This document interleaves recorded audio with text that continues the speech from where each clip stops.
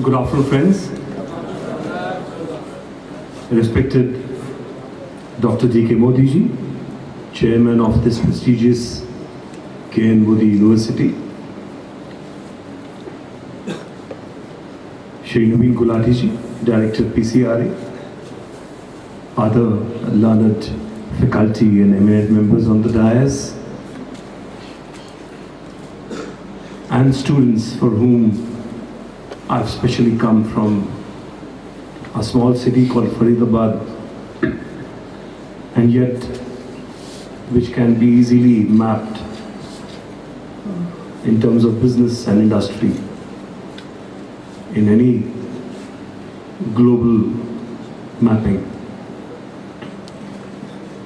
I'll try to be brief in my address. There are many other eminent scholars to speak. I would also, in fact, I would broadly cover the very fast changes that are happening in the world today. And the fact that the theme of this conference is on the future of technology, the future of automobile, the mechanical engineering and other aspects in terms of employability and skilling. I would briefly present what the world requires today. And I'm sure academicians, people who are preparing you for the world would take down some points and see how the present capabilities and capacities can be tweaked and evolved so as to keep pace with the world. Just before I came here, it was a pleasure to visit some of your classrooms, and I did see how you are integrating with the best that India has today in terms of lecture sessions with IIT, different IITs that you are sharing now. I think it's a major step. It's a step so as to keep you at par with the best institutions that are recognized in the world, and that neither the distance nor the location nor the availability or non-availability of a particular faculty impacts the growth of a student and his or her career. It's a fast-changing world. It's a world where typically in the last few years we've heard about a lot of programs from the government as well, the Stand Up India, Startup India, Digital India, Make in India, Skill India. I'm sorry, you'll have to bear with I'm not keeping the best of health and suffered an acute asthmatic attack a couple of days back, but I'll try to finish the presentation. A lot of changes one notices around. There have been a lot of talk in terms of ease of doing business, integrating academia with the industry. The fact that your university is now part of those 100 universities that are being integrated with IITs, etc. I think all this is a movement. It's evolving, keeping in pace with today's times. But to discuss future, allow me to take you back a few years. That is just about 6.6 crore years. That was a time when this was the strongest species in the world. Invincible. They could live up to 450 years. They could peep into a window 9 floor high. Could not be conquered. Were there, invincible, forever. The strongest that this planet has ever seen. And then what we hear now is the theory of the Big Bang, when one comet hit our planet Earth. And they say that the impact of this asteroid hitting our planet was so huge that it created a crater about 10 miles in radius. And the dust that emerged from this impact engulfed our planet for next 10 years. And so dense was the dust that sun rays also could not reach our planet. And it was the 10 years of darkness, and that set the ice age, because sunlight did not reach Earth. And that ensured that the strongest species, invincible, unconquerable, became extinct. This is how one impact can change the world. And then emerged you and I, the mammals, we being the most evolved form of the mammals. And it is through this emergence that the world was created again. Friends, there is a new asteroid today that has hit our world. And this asteroid is making sure that a lot of strong dinosaur companies are becoming extinct once again.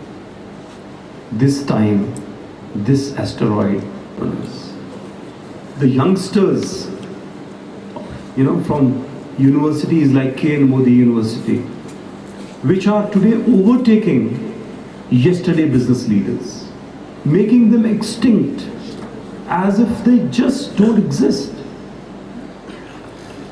My simple question would be, how would you become a billionaire? How do you become a billionaire? And my answer to this simple question is, solve a billion people problem. Let a billion people be willing to pay you just 1 rupee for their solution. That is the best way to become a billionaire. Fortunately, today's youth understands this strategy. And that is why all the businesses that we see today try to reach out to 1 billion people.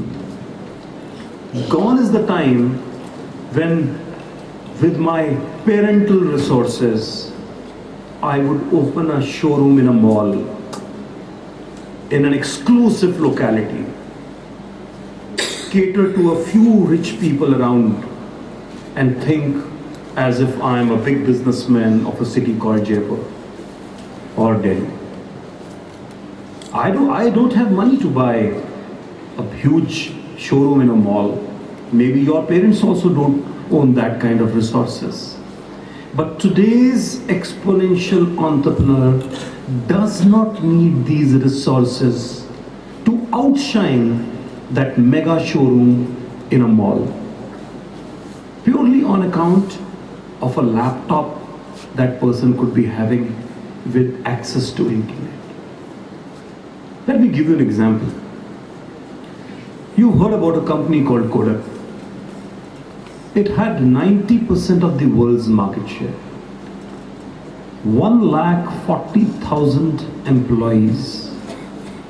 No picture could be clicked without a Kodak film. It was just yesterday. Then in 1973, someone called Steven Sasson, in the laboratory of Kodak, invented what you and I today call a digital camera.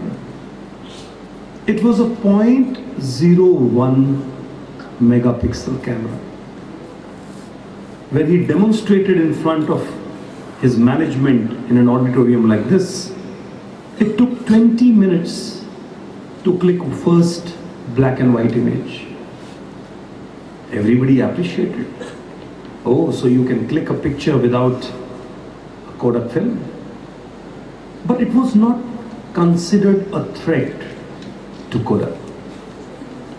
Ladies and gentlemen, even though in the world of entrepreneurs, in our day-to-day lives, our elders tell us, our teachers and gurus tell us that we should not be afraid of future. I would tell you that everyone should be afraid of one thing at least. That is any idea that has potential to grow exponentially. What is exponential?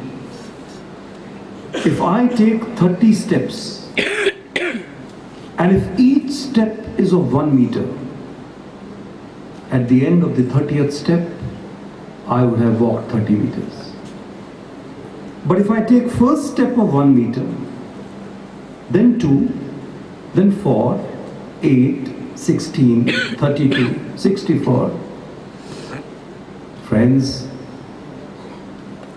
by the time I take my 30th step, I would have traveled this entire circumference of our earth 26 times. That is the power of exponential growth. So when Kodak did not consider digital a threat, this 0.01 megapixel became 0.02, 0.04, 0.08, 0.16, and so on. And by the time Kodak woke up, the world never required a Kodak film again. And Kodak filed for bankruptcy just 5 years back in January 2012. Yesterday's dinosaur, today's exponential technology wiping away. This is what we call disruptive innovation. And it is this disruption that is impacting the entire world. In fact, the first step of any disruption is digitalization. Things are getting digitalized. What is digitalization? It actually means making something spaceless, timeless, paperless, ageless, sizeless. Anything less is digitalization. Digitalize any process and you should be a threat to the old dinosaur idea. Digitalize education, the way video conferences today are happening. 10 years from now, people may stop the world over. The second stage